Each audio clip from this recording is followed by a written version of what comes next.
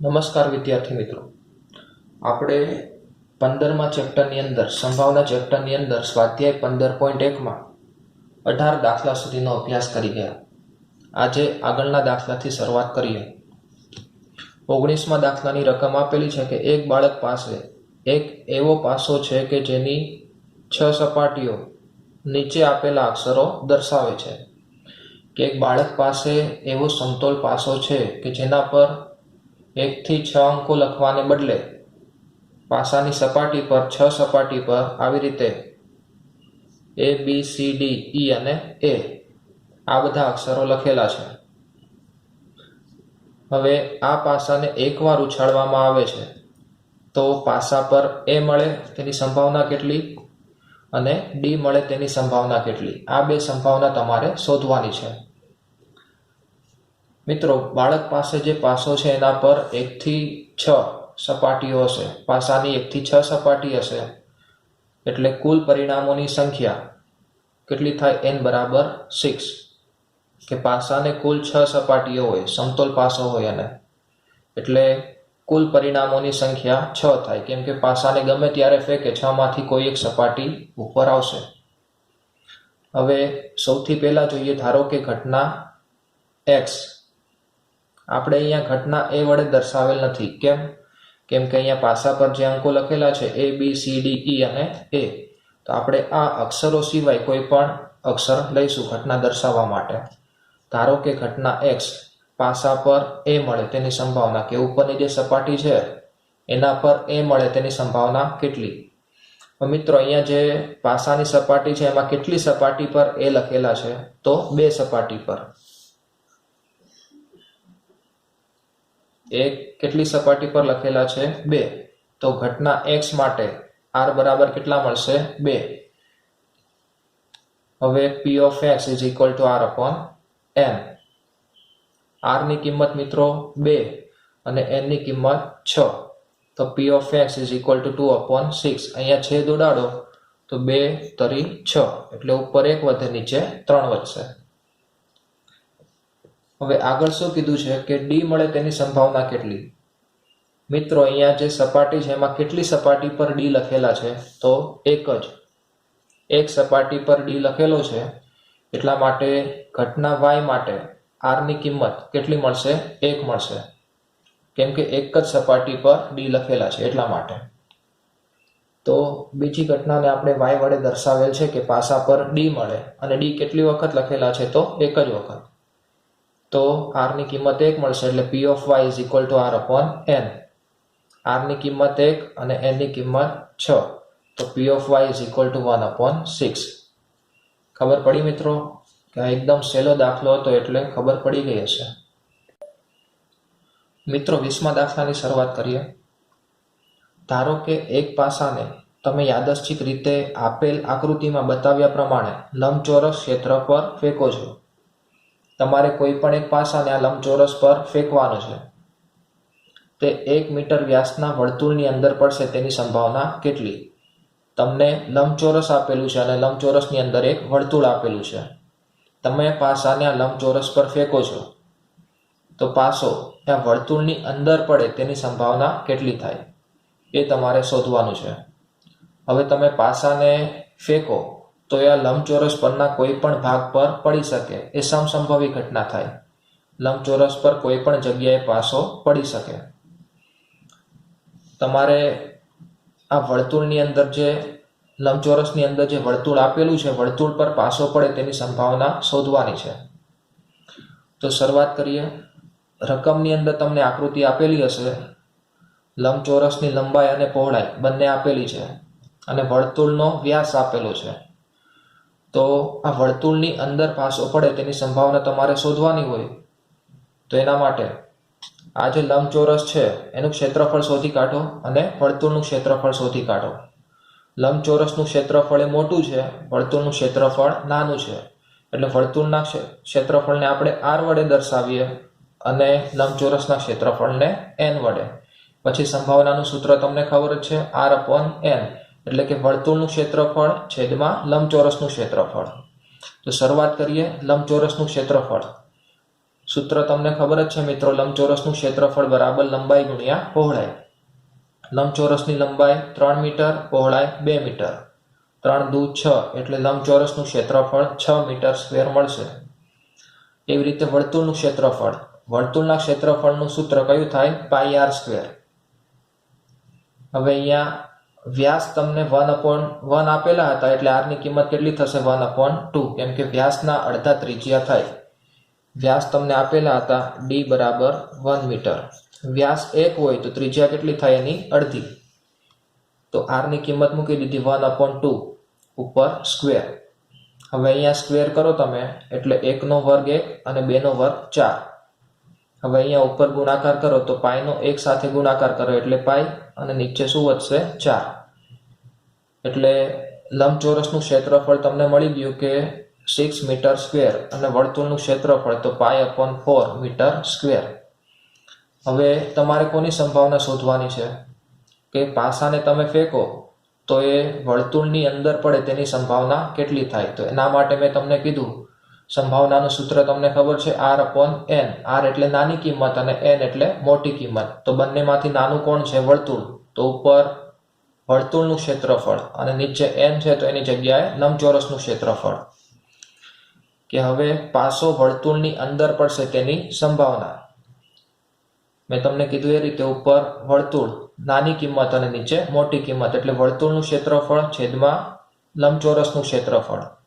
લંબચોરસનું ક્ષેત્રફળ 6, વર્તુળનું ક્ષેત્રફળ કેટલું છે? π/4 એટલે π/4 અને નીચે લંબચોરસનું ક્ષેત્રફળ 6.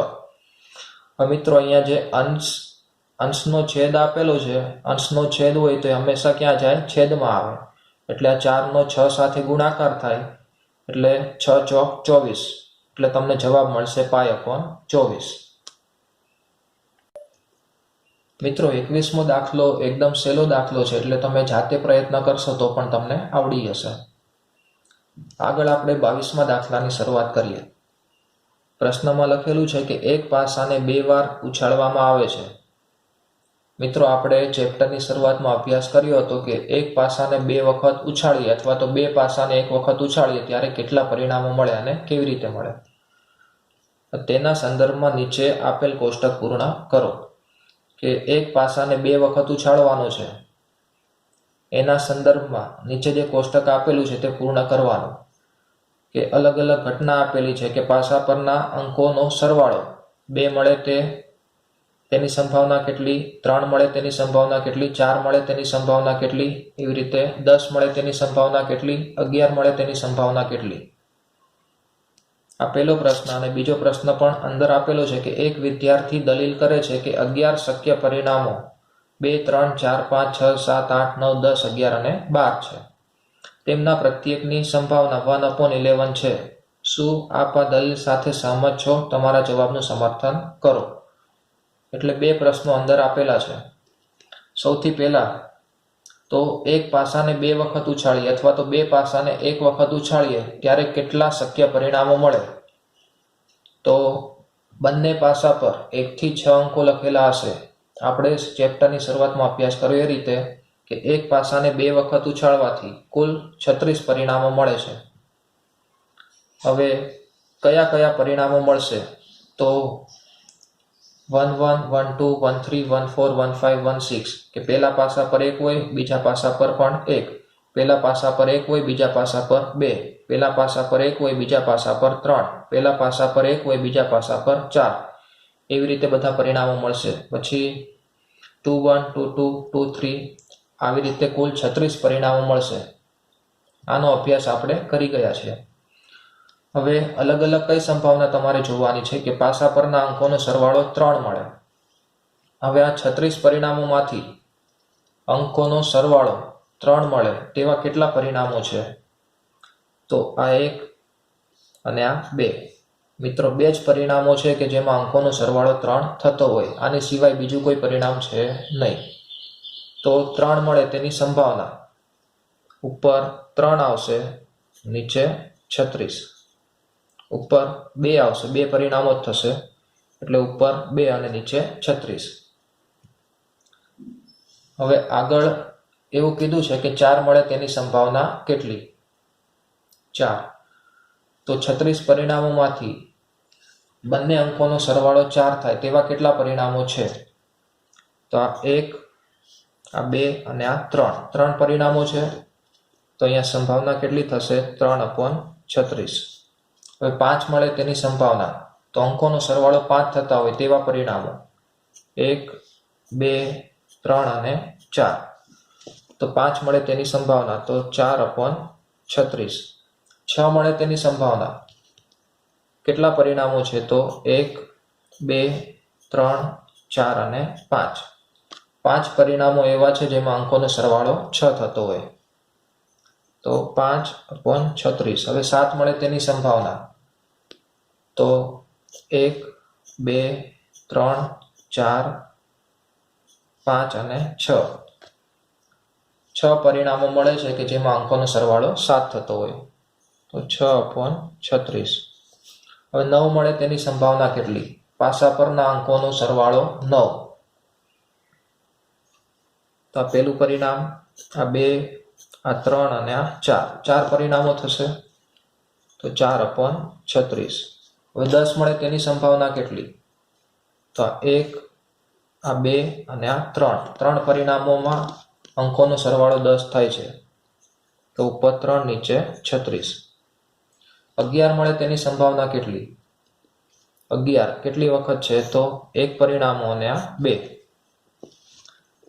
તો 2/36. કોષ્ટક પૂર્ણ થઈ ગયું મિત્ર.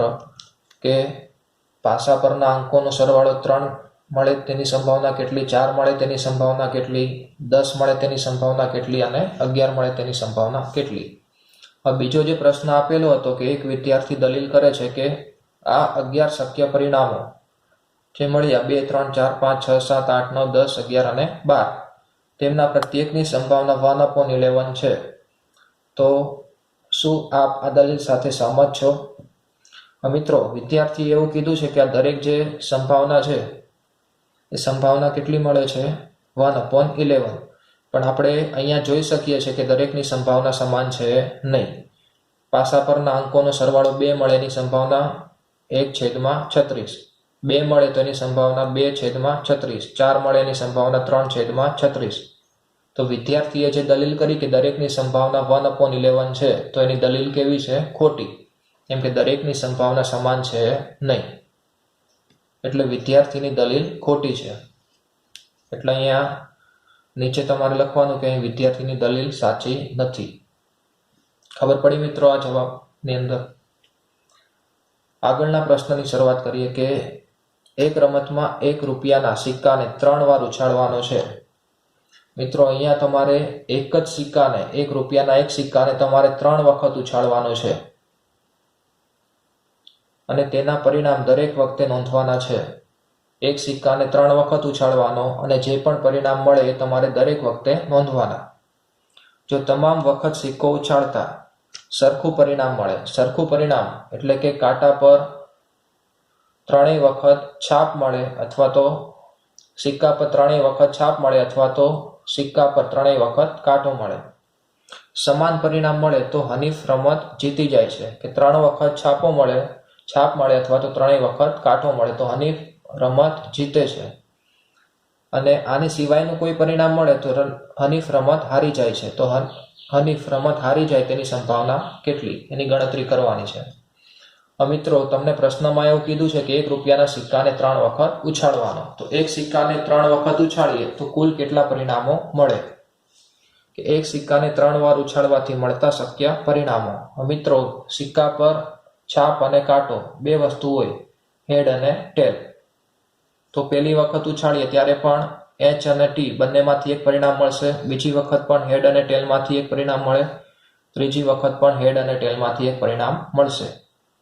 હવે શક્ય પરિણામો તમારે શોધવા હોય તો પહેલા તો આ બંનેનો ગુણાકાર કરીએ. તો H H, એના પછી H T, એના પછી T H અને T T.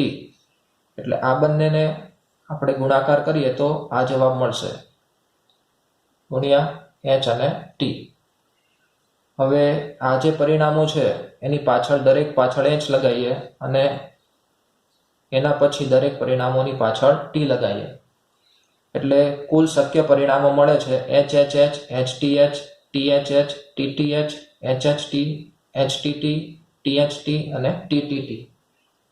આ પરિણામો તમને ડાયરેક્ટ યાદ રહે, સીધા યાદ રહે તો તમે સીધા પણ લખી શકો છો, પણ ભૂલ ના થાય એટલા માટે આપણે આવી રીતે પણ કરી શકીએ કે પહેલા સિક્કા પર HT, બીજા સિક્કા પર HT અને ત્રીજા સિક્કા પર પણ HT. એના પછી HH, HT, TH અને TT એવી રીતે. ખબર પડી મિત્રો? શક્ય કેટલા પરિણામો મળે છે? 8 પરિણામો, એટલે કુલ પરિણામોની સંખ્યા n બરાબર 8. હવે ધારો કે ઘટના A. ઘટના એમાં તમને એવું કીધું છે કે હનીફ રમત હારી જાય. હવે હનીફ ક્યારે રમત હારે છે? જ્યારે સિક્કા પર 3 સરખા પરિણામ ન મળે ત્યારે હનીફ રમત હારે છે. એટલે કે 3 વખત છાપ મળે અથવા 3 વખત કાંટો મળે ત્યારે હનીફ રમત જીતે છે. આની સિવાયનું કોઈ પણ પરિણામ મળે તો હનીફ રમત હારી જાય છે. તો 3 વખત સરખું પરિણામ ન હોય તેવા કેટલા પરિણામો છે? તો 1, 2, 3, 4, 5 અને 6. 6 પરિણામો તમને એવા મળે છે કે જેમાં 3 વખત સરખું પરિણામ મળતું નથી, સરખી વખત છાપ નથી અથવા તો સરખી વખત કાંટો પણ નથી, સમાન વખત કાંટો નથી. તો ઘટના A માટે R બરાબર 6.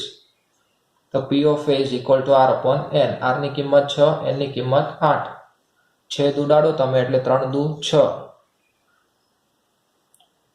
2 તરી 6 અને 2 ચોક 8, એટલે ઉપર 3 નીચે 4. P of A ની કિંમત તમને મળી ગઈ 3/4. એટલે મિત્રો ખબર પડી કે રકમની અંદર તમને એવું કીધું હતું કે જ્યારે પણ સિક્કા પર 3 વખત છાપ મળે અથવા 3 વખત કાંટો મળે ત્યારે હનીફ રમત જીતે છે, અને આની સિવાયના કોઈ પણ પરિણામો મળે ત્યારે હનીફ રમત હારી જાય છે. એટલે હનીફ રમત હારી જાય તેવા પરિણામોની સંખ્યા R બરાબર 6 હતી, એટલે R/N 6/8 તો 3/4. આગળનો પ્રશ્ન જોઈએ કે પાસાને 2 વાર ઉછાળવામાં આવે છે. આગળ જે રીતે આપણે દાખલો ગણ્યો હતો કે એક પાસાને 2 વખત ઉછાળવાનો છે. હવે એક પાસાને 2 વખત ઉછાળવામાં આવે છે તો એક પણ વખત ઉપરના પૃષ્ઠ પર 5 મળે નહીં તેની સંભાવના કેટલી? કે પાસાને આપણે ઉછાળીએ તો ઉપરના પૃષ્ઠ પર 5 ન મળે તેની સંભાવના કેટલી? અને ઓછામાં ઓછી એક વખત ઉપરના પૃષ્ઠ પર 5 મળે તેની સંભાવના કેટલી? મિત્રો અહીં પાસાને 2 વખત ઉછાળવાનું છે. પાસાને 2 વખત ઉછાળીએ તો કુલ પરિણામોની સંખ્યા 36 થશે. કુલ પરિણામોની સંખ્યા n બરાબર 36.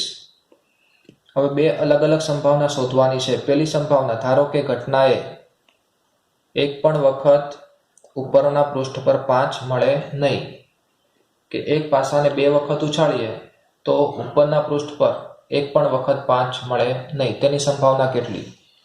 હવે એક પાસાને 2 વખત ઉછાળીએ તો કુલ 36 પરિણામો મળે છે. હવે આ પરિણામોમાંથી એવા કેટલા પરિણામો છે કે જેમાં એક પણ વખત 5 ન હોય તેવા પરિણામોની ગણતરી કરીએ. તો 1, 2, 3, 4 અને 5, 6, 7, 8, 9, 10, 11, 12, 13, 14, 16, 17, 18, 19, 20, 21, 22, 23 અને 25. મિત્રો 25 પરિણામો એવા છે કે જેમાં એક પણ વખત ઉપરની તરફ 5 મળતા નથી. એટલે ઘટના A માટે R બરાબર કેટલા થાય? 25 થશે. તો P of A is equal to R/N. R ની કિંમત 25, N ની કિંમત 36. તો R બરાબર 25 થાય, N બરાબર 36. તો P of A is equal to 25/36. હવે બીજી ઘટના એવી કીધી છે કે ઓછામાં ઓછી એક વાર ઉપરના પૃષ્ઠ પર 5 મળે તેની સંભાવના કેટલી? મિત્રો હવે 5 નથી મળતા એવા કેટલા પરિણામો હતા? 25. તો 5 મળે તેવા પરિણામો તમારે શોધવા હોય તો 36 માંથી 25 માઇનસ કરી દો એટલે 11. અથવા તો આના પરથી પણ તમે જોઈ શકો ઓછામાં ઓછી એક વખત 5 મળતા હોય તેવા કેટલા પરિણામો છે? તો આ પહેલું પરિણામ, આ 2, આ 3, આ 4, 5, 6, 7, 8, 9, 10 અને 11. તો મિત્રો 11 પરિણામો એવા છે કે જેમાં ઉપરની તરફ ઓછામાં ઓછી એક વખત 5 મળે છે. એટલે ઘટના બી માટે આરની કિંમત કેટલી થાય? 11. તો P of B is equal to R upon N. એટલે આરની કિંમત 11, એનની કિંમત 36. તો P of B is equal to 11 upon 36. મિત્રો, આશા રાખું છું કે તમને આજના લેક્ચરમાં જે પણ તમને શીખવાડીએ ખબર પડી ગઈ હશે. આજના લેક્ચરમાં અહીંયા સુધી રાખીએ. અસ્તુ.